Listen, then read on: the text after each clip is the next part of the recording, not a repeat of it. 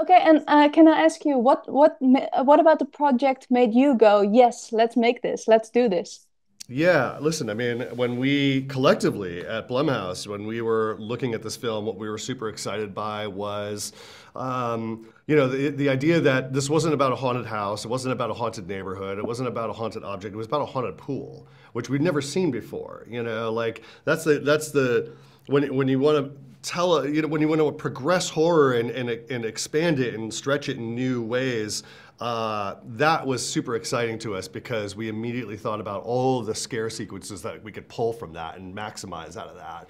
And obviously the question that I wouldn't say is, or the thing that excited us behind that is, I say it rides alongside, is the family drama. We were super excited about watching this story of Eve and Ray, a character, Ray, who used to be in baseball and is now sacrificed everything due to his illness, how he plans to move his family forward and move his career forward. And obviously, the matriarch of this story, Eve, and how she has to respond to, these kind of secrets that Ray is hiding, this kind of inner need to get back into baseball, how she responds to that, and how obviously overall how this pool is going to start manipulating these family members, obviously, or and how they're going to obviously grant Ray his wish. We were super excited about that. Yeah, yeah, I can imagine. I thought it was really, like you said, the whole family drama. I always feel like horror is one of those genres that has a bit of a stigma on it. People either hate it or love it, but Mm. it feels like it's one of the most human genres because it puts like a telescope on humanity. Um, Absolutely. Yeah. can can I ask you, even though there's such a stigma, why do you think it always feels like really great actors? I mean, just look at Night Swim, Yeah. want to participate in horror. Why is that, you think? Yeah, I think well, first off, you're absolutely right. There is still, strangely, in 2023, there's still a weird stigma around horror. And I think it's really just because, people don't want to be confronted by kind of the extremes that the horror genre will take them to. You're right, it does hold up a mirror to society. It holds up a mirror to our everyday issues. And I think in tandem with that, there are great actors who want to go to those extremes. Historically, you look at Jack Nicholson, you look at Anthony Hopkins, you look at all these great actors who dove into the world of horror, because it just turns every performance up to 11. It turns every theme up to 11. It just amplifies every emotion you can feel. And I think that, that's just great ground for filmmakers to dig in, ground for actors to dig into, for Russell, in this case, he gets to go full Jack Torrance, but he's doing so under this pool's, kind of guidance. He's been possessed by this pool and what it stands for. But yeah, I think just like the horror, the canvas, the world of horror grants you is just really great emotional fodder to explore things that we don't want to explore about humanity, and do Yeah, so in an no, entertaining way. That's the thing. It's like Night Swim is super scary and super entertaining, and what you're getting is, you're just getting a rich family drama at the core of it all. yeah, yeah, exactly that. And I mean, I always feel like horror makes you feel the most in a way. Like, Yeah, yeah, it really goes to the core of being human. yeah. Um, and Night Swim, it felt like when I was watching it, it felt like it was an easy shoot. But now tell me, what was the biggest challenge? Because it can't have been that easy. Sure, on the surface it looks easy.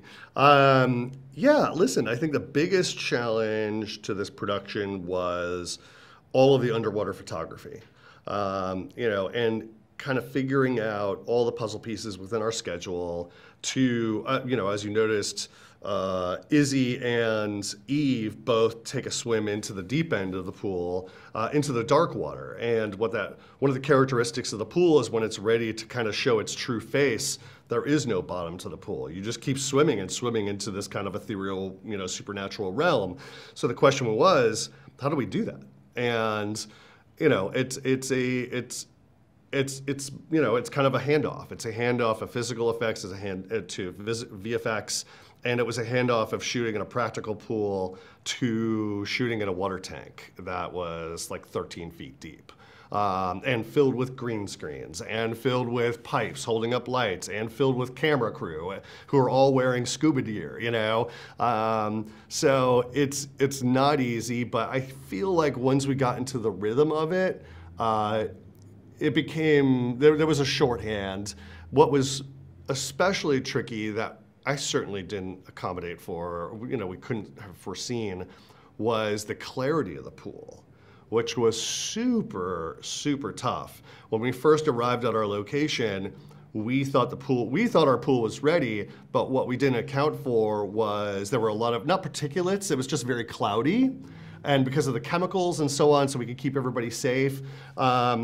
And so, when we got the camera in there, it looked very murky, and we weren't ready for that. Bryce wanted something that was very crystal clear, so we needed to take a day to come back, and a professional pool cleaner became our best friend. So every day, my colleague Judson Scott and I would go check in on our pool cleaner, who would be skimming the pool every day, and he'd get a camera down there to look at it. It was tricky. Yeah, I don't own a pool myself, but now I know that it's hard to upkeep. Yeah, and the pool cleaner got a small role in the movie in the end. Oh yeah, A tribute, I know tribute to him. exactly. Yeah. Okay, and can I ask you, because you actually started out as a journalist in horror, Yeah. how much are you in the right place right now at Blumhouse Productions? How much of a dream job do you have? I wake up every day pinching myself before I head into work. I mean, it's just one of those things that I can't be in a better place. The company is in a great place. I've grown up watching horror movies since I was 6 years old. It took me a little bit of there was a little bit of a journey I went on to get where I am now. But there was just a certain point in my life where I don't know if you would say manifesting, I don't know if you would just say kind of making my goals more clear, but I just knew that I wanted to take all of this knowledge that's in my brain and all of the relationships that I had made over the years in this town and kind of put them to good use. And I don't want to direct, I don't want to write, but I did want to produce and just find really great scripts and put all the right people together. And Jason saw that and gave me an opportunity that I certainly didn't expect I would ever get. But I'm certainly grateful for it, and I've gotten to work with some incredible talent now. Like, I could die now and be happy, having worked with now Carrie Condon and Russell and Jamie Lee Curtis and so on. It's just insane. It's insane. Yeah, I definitely think you could call it manifested. Do you remember meeting Jason for the first time? I do remember meeting Jason for the first time. It was on Paranormal Activity 2. He invited me to his office that was on the Paramount lot back in the day. And that's where I got to meet his assistant, Chelsea Peters, who is now one of my best friends. And in my interview, I have a very distinct interview style, and it's very conversational and fun. And I just remember at the end of the meeting, Jason was like, "What would you remake today?" And I threw him a movie that I was a huge fan of that was a Korean slasher film. And I was like, "You should look at this movie. It's incredible." And he was like, "Great." And then I remember Chelsea emailing me, and she was like, "What was the movie you mentioned?" But that was my very first interview with him. And then it just kicked off because of my time in journalism, and all of the movies that Jason was doing, Paranormal Activity, The Purge, it just kept giving me opportunities to meet and talk with him.